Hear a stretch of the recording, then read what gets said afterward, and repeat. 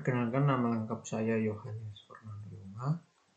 NIM saya 20110075, kelas A, Prodi Sistem Informasi Strata 1. Oke, kali ini saya akan mempresentasikan ujian tengah semester Etika dan Hukum. Oke, judul di sini yaitu Tindak Pidana Kejahatan Teknologi Informasi Cybercrime di Indonesia. Oke, kita langsung saja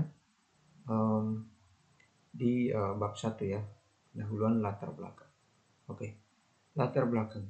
Seiring dengan perkembangan kebutuhan masyarakat di dunia, teknologi informasi atau information technology memegang peran penting baik di masa kini maupun di masa mendatang. Teknologi informasi diyakini membawa keuntungan dan kepentingan yang besar bagi negara di dunia. Setidaknya ada dua hal yang membuat teknologi informasi dianggap begitu penting dalam memacu pertumbuhan ekonomi. Pertama, teknologi mendorong permintaan atas produk-produk teknologi informasi itu sendiri, seperti komputer, modem, sarana untuk membangun jaringan internet, dan sebagainya. Kedua, adalah memudahkan transaksi bisnis, terutama bisnis keuangan, di samping bisnis-bisnis lainnya. Sebagai akibat dari perkembangan, dengan demikian, maka secara lain, teknologi informasi dengan sendirinya juga mengubah perilaku masyarakat dan peradaban manusia secara global. Di samping itu, perkembangan teknologi informasi telah menyebabkan dunia menjadi tanpa batas, borderless, dan menyebabkan perubahan sosial secara signifikan berlangsung demikian cepat. Sehingga dapat dikatakan teknologi informasi saat ini telah menjadi pedang bermata dua. Karena selain memberikan kontribusi bagi peningkatan kesejahteraan, kemajuan, dan peradaban manusia, sekaligus menjadi sarana efektif perbuatan melawan hukum. Dengan terjadinya perbuatan-perbuatan melawan hukum tersebut, maka ruang lingkup hukum harus diperluas untuk menjangkau perbuatan-perbuatan tersebut. Kemudian lahirnya suatu rezim hukum baru yang dikenal dengan hukum cyber atau hukum telematik. Hukum cyber atau cyber law secara internasional digunakan untuk istilah hukum yang terkait dengan pemanfaatan teknologi informasi dan komunikasi. Demikian pula hukum telematik yang merupakan perwujudan dan konvensi hukum telekomunikasi, hukum media, dan hukum informasi. Istilah lain yang juga digunakan adalah hukum teknologi informasi, Law of Information Technology, hukum dunia maya, Virtual World Law, dan hukum maya antra. Istilah-istilah tersebut lahir meningkat kegiatan yang dilakukan melalui jaringan sistem komputer dan sistem komunikasi baik dalam lingkup lokal maupun global atau internet dengan memanfaatkan teknologi informasi berbasis sistem komputer yang merupakan sistem elektronik yang dapat dilihat secara virtual. Permasalahan hukum yang sering kali dihadapi adalah ketika terkait dengan penyampaian informasi, komunikasi, dan atau transaksi secara elektronik, khususnya dalam hal pembuktian dan hal yang terkait dengan perbuatan hukum yang dilaksanakan melalui sistem elektronik. Suatu misal perkembangan teknologi internet. Perkembangan yang pesat dalam teknologi internet menyebabkan kejahatan baru di bidang itu juga muncul, misalnya kejahatan manipulasi data, spionase, sabotase, provokasi, money laundering, hacking, pencurian software maupun perusakan hardware, dan berbagai macam lainnya. Bahkan laju kesejahteraan melalui jaringan internet, cybercrime, tidak diikuti dengan kemampuan pemerintah untuk mengimbangi sehingga sulit untuk mengendalikannya. Munculnya berbagai kasus cybercrime di Indonesia telah menjadi ancaman stabilitas Kamtibmas dengan efektif yang cukup tinggi. Pemerintah dengan perangkat hukumnya belum mampu mengimbangi teknik kejahatan yang dilakukan dengan komputer, khususnya di jaringan internet dan internet, yaitu internet Werko. Perbuatan melawan hukum cyber sangat tidak mudah diatasi dengan mengandalkan hukum positif konvensional, karena berbicara mengenai kejahatan tidak dapat dilepaskan dari 5 faktor yang saling mengait, yaitu pelaku kejahatan, modus kejahatan, korban kejahatan, reaksi sosial atau kejahatan, dan hukum. Hukum memang menjadi instrumen paling penting dalam pencegahan dan penanggulangan kejahatan. Di samping instrumen-instrumen lain yang tidak kalah penting, akan tetapi untuk membuat suatu ketentuan hukum terhadap bidang hukum yang berubah sangat cepat, sehingga teknologi informasi ini bukanlah suatu perkara yang mudah. Disinilah seringkali hukum atau peraturan tampak cepat menandai pusing manakah mengatur bidang yang mengalami perubahan yang cepat, sehingga situasinya tidak seperti kekosongan hukum atau vacuum race. Terhadap kejahatan di internet atau cybercrime, ini tampaknya memang menjadi kekosongan hukum. Bab 2 pembahasan. Pembahasan di sini mencakup kasus-kasus cybercrime di Indonesia, dimulai dari modus kejahatan, dampak kerugian, dampak hukum, dampak sosial, dan usulan penyelesaian. Oke, kita lanjut kasus-kasus cybercrime di Indonesia. Di sini saya ambil ada 5 ya. Yang pertama, DevKing. Oke, kasusnya adalah situs milik KPU Komisi Pemilihan Umum di-hacking oleh hacker. Peristiwa tersebut terjadi pada tanggal 17 April 2004 dengan tragedi situs http://tnp.kpu.go.id. Tampilan lambang 24 partai diganti dengan nama partai lucu, partai jambu, partai cuakro, partai kolor hijau, dan lainnya. Pelaku diketahui bernama Dani Firmansyah, 24 tahun, mahasiswa asal Yogyakarta, yang kemudian ditangkap Polda Metro Jaya. Motif pelaku hanyalah ingin menjajal sistem pengamanan di server KPU yang dibeli sangat mahal dan anti bobol katanya saat itu, tetapi ternyata berhasil ditembus oleh Dani. Ketidakadaan undang-undang cyber di Indonesia membuat Dani Firmansyah dijerat dengan pasal Undang-Undang Nomor 36 Tahun 1999 tentang telekomunikasi, mengancam pidana terhadap perbuatan manipulasi akses ke jaringan telekomunikasi, menimbulkan gangguan fisik dan elektromagnetik terhadap penyelenggara komunikasi. Untuk modus kejahatan yaitu yang pertama, Dani ini mencari ketenaran, yaitu setelah mengidentifikasi target, pelaku Dani ini mencari kerentanan atau celah keamanan pada situs web yang bisa dieksploitasi. Yang kedua, eksplorasi kerentanan. Setelah menemukan kerentanan, Dani Firmansyah menggunakan teknik tertutup untuk mengakses situs web dan mengganti tampilan lambang partai politik dengan nama-nama lucu. Dampak kerugian di sini ada 3. Yang pertama, kerugian reputasi. Defacting situs web KPU dengan mengganti lambang partai politik dengan nama-nama lucu dan menggelikan atau merusak reputasi KPU sehingga sebagai lembaga pemilihan yang serius dan profesional. Hal ini dapat mengurangi kepercayaan publik terhadap KPU. Yang kedua, gangguan operasional. Selain merusak reputasi, defacting juga dapat mengganggu operasional KPU. Situs web KPU adalah sumber informasi penting selama pemilihan, dan perubahan tampilan dapat mengganggu akses publik ke informasi yang diperlukan. Yang ketiga, kerugian finansial.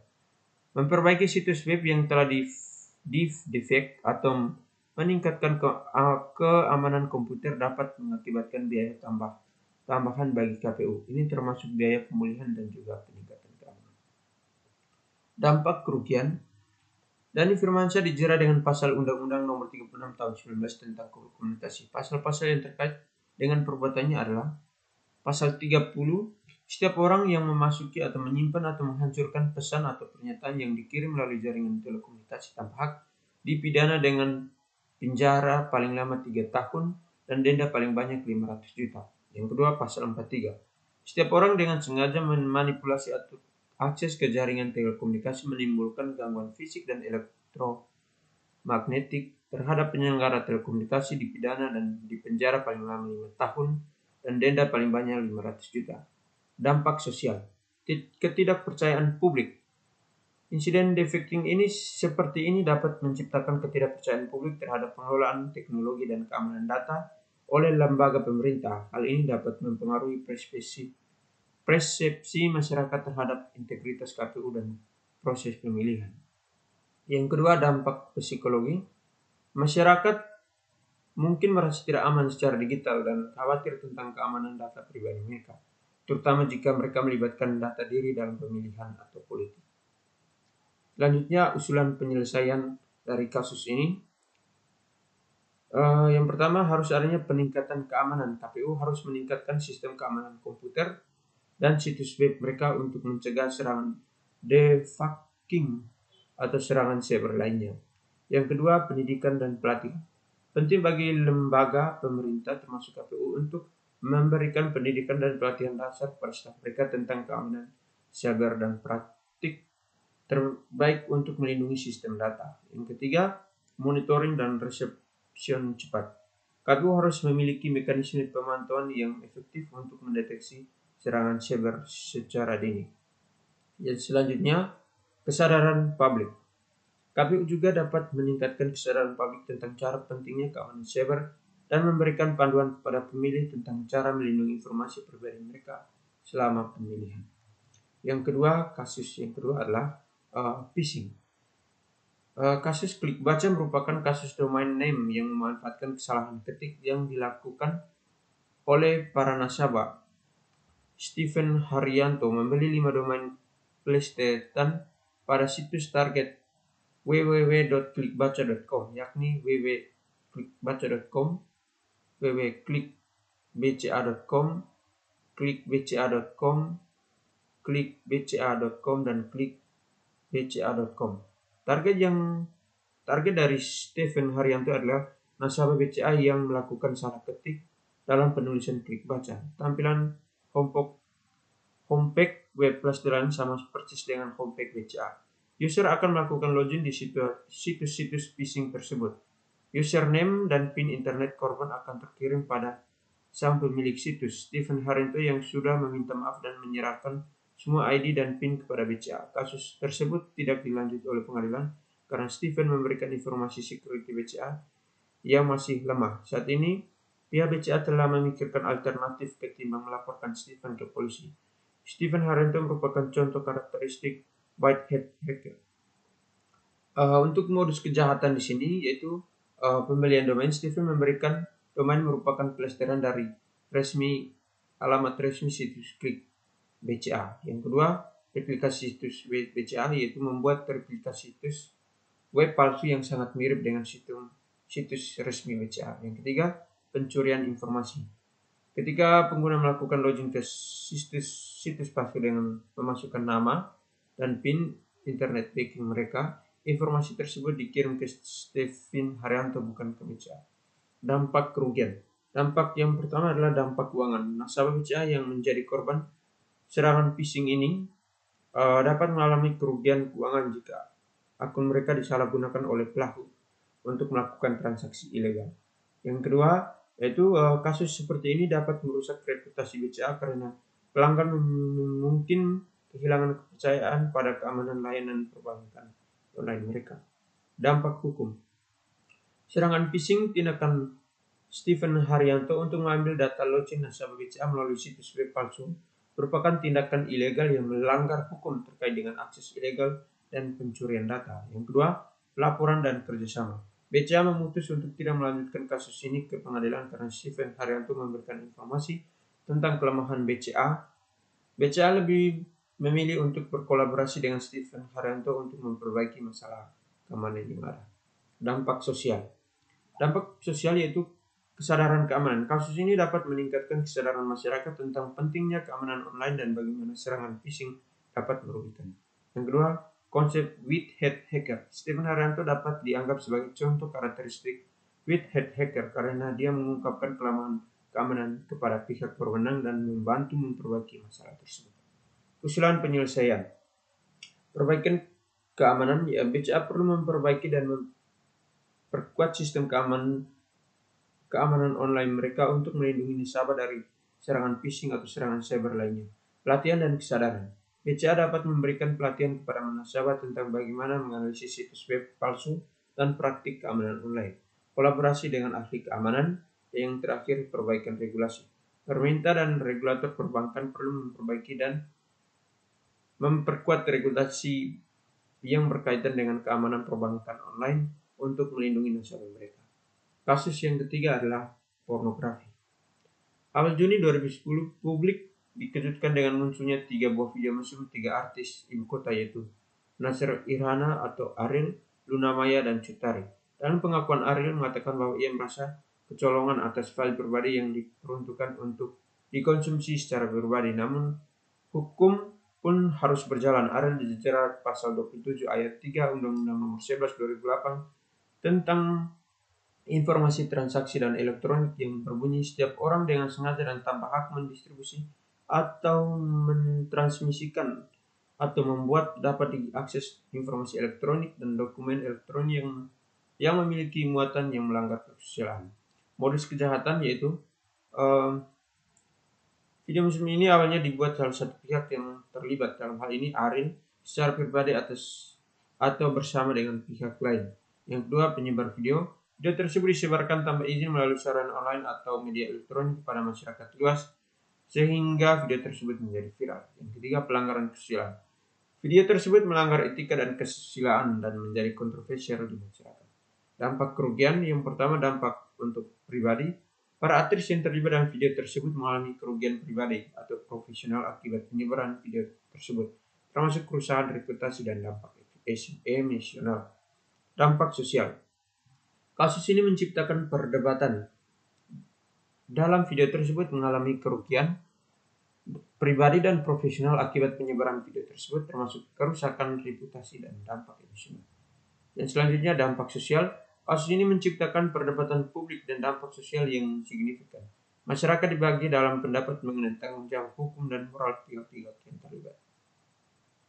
Dampak hukum. Ariel dijerat pasal 27 ayat 3 Undang-Undang Nomor 11 tahun 2008 tentang informasi terkait dan elektronik untuk melanggar penyebaran informasi elektronik yang melanggar kesusilaan. Hukum ini mengatur tentang penyebaran materi yang bersifat pornografi atau melanggar kesusilaan dengan tujuan mendistribusikannya kepada masyarakat. Dampak sosial. Kontroversi publik. Kasus ini memicu kontroversi masyarakat. Beberapa orang mendukung tindakan hukum terhadap Ariel, sementara yang lain berpendapat bahwa video tersebut adalah masalah pribadi yang seharusnya tidak dipublikasikan. Selanjutnya, kesadaran keamanan data. Kasus ini juga meningkatnya kesadaran masyarakat tentang perlunya menjaga privasi dan keamanan data pribadi, terutama dalam lingkungan digital. Usulan penyelesaian. Penegakan hukum terhadap pelanggaran seperti ini adalah pentingnya untuk memastikan bahwa hukum dan regulasi yang berlaku dihormati dan untuk menghindari penyebaran ilegal materi yang melanggar etika. Selanjutnya, kesadaran publik. Pendidikan dan kesadaran publik tentang era digital, privasi dan dampak penyebaran konten pribadi tanpa izin perlu ditingkatkan untuk mengurangi insiden serupa di masa depan. Perlindungan privasi. Yang terakhir, tanggung jawab digital. Pihak-pihak yang terlibat dalam pengambilan gambar, penyimpanan, dan penyebaran konten digital harus bertanggung jawab terhadap tindakan mereka untuk mematuhi hukum secara etika dan bertanggung jawab digital. Selanjutnya, kasus yang keempat yaitu kasus pencemaran nama baik. Prita Mulyani Syahir merupakan seorang pasien rumah sakit Omi Internasional Alam Sutra Tangerang. Kasus ini terjadi saat ia dirawat rumah sakit tersebut. Prita tidak mendapatkan kesembuhan, namun penyakitnya malah bertambah parah. Pihak rumah sakit tidak memberikan keterangan yang pasti mengenai penyakit Prita, dan pihak rumah sakit tidak memberikan rekam medis yang diperlukan oleh Prita. Kemudian Prita Mulyani Syahir mengeluhkan pelayanan rumah sakit tersebut melalui email dan kemudian menyebar berbagai mailing list di dunia maya. Pihak rumah sakit melalui Omi Internasional merasa dicemarkannya oleh pihak Prita. Pihak RS Omni Internasional mengadukan Prita Mulyani Syahir secara pidana. Prita terjerat Undang-Undang Nomor 11 tahun 2007, pasal 27 ayat 3 tentang informasi dan transaksi elektronik Undang-Undang ITE. Selanjutnya, modus kejahatan. Dalam kasus ini, modus kejahatan melibatkan tindakan Prita Mulyani Syahir yang mengeluhkan pelayanan yang buruk di rumah sakit Omni Internasional melalui email dan penyebaran keluhan tersebut melalui berbagai mailing list di dunia maya. Pihak rumah sakit mengadakan keluhan Prita sebagai pencemaran nama baik dan melaporkan secara pidana. Dampak kerugian. Yang pertama, dampak pribadi, yaitu Prita Mulyani Syahir mengalami tekanan dan stres akibat kasus hukum yang dihadapi, serta dampak psikologi dan dari pengalaman yang tidak menyenangkan di rumah sakit. Dampak hukum, dampak reputasi.